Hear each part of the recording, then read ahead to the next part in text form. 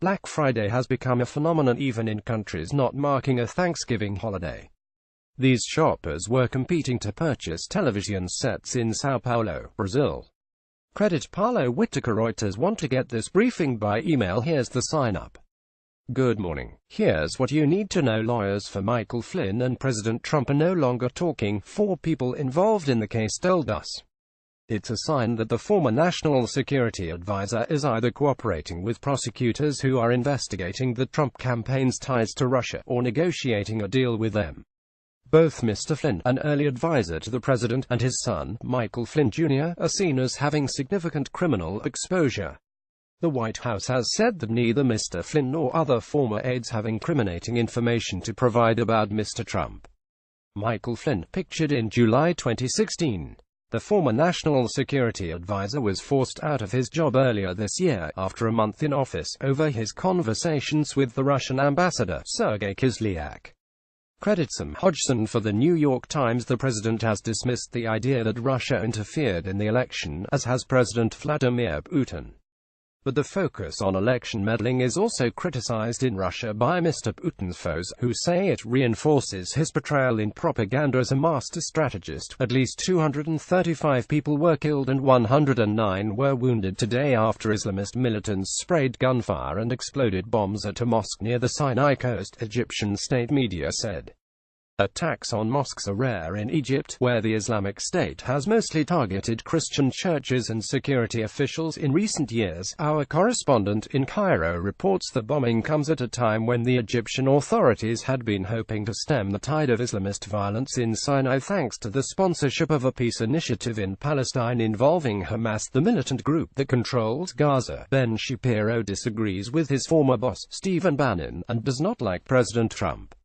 But liberals love the 33-year-old, who has been described as the voice of the young conservative movement. There's a real battle for hearts and minds going on right now, and Ben is one of the main warriors, said David French, a columnist for National Review, who describes Mr. Shapiro as a principled gladiator. Separately, we talked to the young founders of Crooked Media, which is trying to become the liberal version of conservative talk radio. Last month, officials in Europe traced the release of a nuclear isotope to an area with a Soviet-era nuclear plant.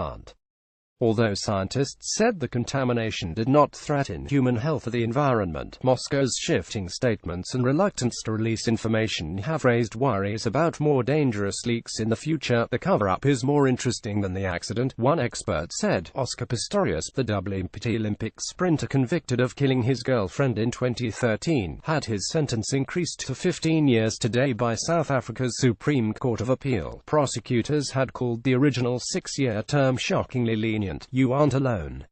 We'll have the latest updates from Black Friday, as the holiday shopping season begins in earnest today. Wirecutter, our sister site, is tracking the best deals. Looking for inspiration? Here's our gift guide. Have we mentioned that everyone loves a subscription to the Times? Emerson Mnangagwa Center was sworn in as Zimbabwe's president today, succeeding Robert Mugabe, the leader he had backed for decades before helping oust him last week. Credit Ben Curtis. Associated Press. Michael Barbaro and friends will return on Monday. Will cutting corporate tax rates lift worker pay? As Republicans promise one union wants it in writing, privately owned bridges on the U.S.-Mexico border earn millions of dollars in tolls. That business is threatened by the talks to renegotiate NAFTA. Led by young shoppers, a boom in the cosmetics industry is a bright spot in an otherwise challenging environment for retailers. U.S. markets were closed for Thanksgiving. Here's a snapshot of global markets. Tips, both new and old, for a more fulfilling life. Phone slow it isn't because a new model has been released. How to give your fridge a good, deep cleaning. If you have leftovers, we have more than 30 ways to use them up. How Parmesan cheese gets made. In today's 360 video, visit a dairy in northern Italy, where Parmigiano Reggiano originates, and learn how the cheese is made. Visit a Parmesan dairy in northern Italy, where Parmigiano Reggiano originates, and learn how the cheese is made. Published on Of 24, 2017. Credit image by Guglielmo Mattioli. New York Times. Technology by Samsung. Saudi Arabia's Arab Spring, at last. In an exclusive interview, the kingdom's 32-year-old Crown Prince Mohammed bin Salman spoke with Our Opinion columnist Thomas Friedman about his plans to bring back a level of tolerance to his country, and to change the global tenor of Islam in memoriam. Dmitry Khavorostovsky, a charismatic Siberian baritone, won critical acclaim and the devotion of opera fans around the world. He was 55. You can listen to some of his best performances here, ready for the weekend. At the movies, our critics review Coco from Pixar and Call Me By Your Name, the latest from the Italian director Luca Guadagnino. We also catch up with Spike Lee, who has returned to the film that made him famous 30 years ago. Here's our review of his reboot of SHE's Got to Have It, now a series on Netflix. Spike Lee at his office in Brooklyn. It's always been my belief that if you're really going to be an artiste, you really have to go after the truth, the director said. Credit Mamadi Damabulio for the New York Times. Sway recommends 7 new books and compile our annual list of 100 notable titles. And if you're in New York City, we offer advice on how to Broadway and review a retrospective of David Hockney, one of painting's elder statesmen, at the Metropolitan Museum of Art. Best of late-night TV. Our roundup will return on Tuesday. Quotation of the day: people's willingness to wait is, in some sense, proportional to the perceived value of whatever they are waiting to acquire. Even if they don't know what the line is for, they reason that whatever's at the end of it must be fantastically valuable. Richard Larson, a professor at MIT who has spent years studying line behavior. Britain is a country rich in tradition, and this week featured one of its lesser, but still curious, bits of pomp. On Wednesday, the Chancellor of the Exchequer, Philip Hammond, left his official residence at number 11 Downing Street. The Prime Minister is at number 10 holding a red box. He then travelled to Parliament to deliver his annual budget. A man and his budget box. Hugh Dalton, Chancellor of the Exchequer in 1947. Credit per Images. Via Getty Images. The box customarily contains the Chancellor's speech to the House of Commons. The word budget comes from the Old French word bouget, or little bag, drawing on a time when financial documents were carried in leather pouches.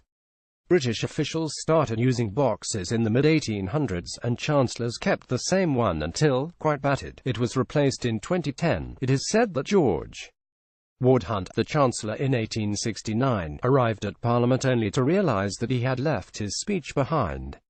Chancellors since have held the box aloft upon leaving home, a sight always dutifully photographed by assembled journalists. The theatrics surrounding a new budget have been adopted by some of Britain's former colonies, including India and the US, where the Government Publishing Office proudly displays copies of the White House's spending plan before distributing it to Congress. Your morning briefing is published weekdays at 6 a.m. Eastern and updated all morning. Browse past briefings here. If photographs appear out of order, please download the updated New York Times app from iTunes or Google Play. What would you like to see here? Contact us at briefing@nytimes.com. You can get the briefing delivered to your inbox Sunday through Friday. We have 4 global editions, timed for the Americas, Europe, Asia and Australia, and an evening briefing on weeknights. Check out our full range of free newsletters here.